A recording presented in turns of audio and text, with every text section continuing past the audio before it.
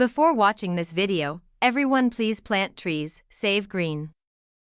అది కొనసీమలో జగ్గన్నతోట అనే గ్రామం.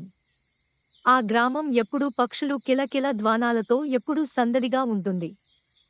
ఆర్య తన ఇంటి పక్కన ఉన్న కొబ్బరి తోట వద్ద ఆడుతున్నాడు. అకస్మాత్తుగా ఆర్య ఒక శబ్దాన్ని విన్నాడు.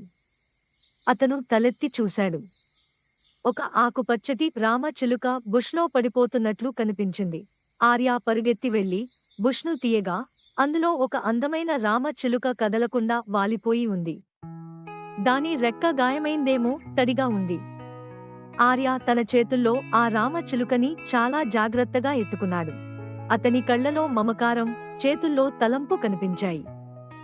ఆర్య 2 చేతుల్లో గాయపడిన రామచిలుకను పట్టుకుని ఇంటికి పరుగెత్తి వెళ్లాడు. అతని అమ్మమ్మ వచ్చి రామచిలుకను చూసి గాయం శుభ్రం చేసి తడి గుడ్డతో చుట్టింది. ఆర్య ఒక పెట్టెను తీసుకుని అందులో వాళ్ల జామ చెట్టుకు కాసిన జామ పండు, ఆకులు వేసి నీళ్లు కూడా దగ్గర పెట్టాడు.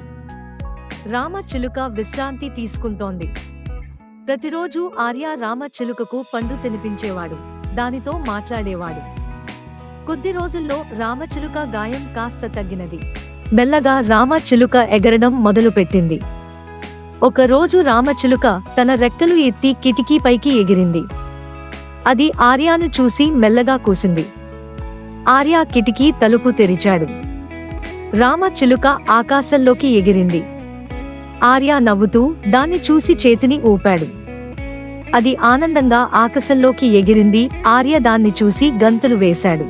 మర్నాడు ఆర్య ఆ తోటలోకి వెళ్ళగా రామచిలుక ఆనందంగా కూస్తూ ఆర్య భుజం మీద వాలింది.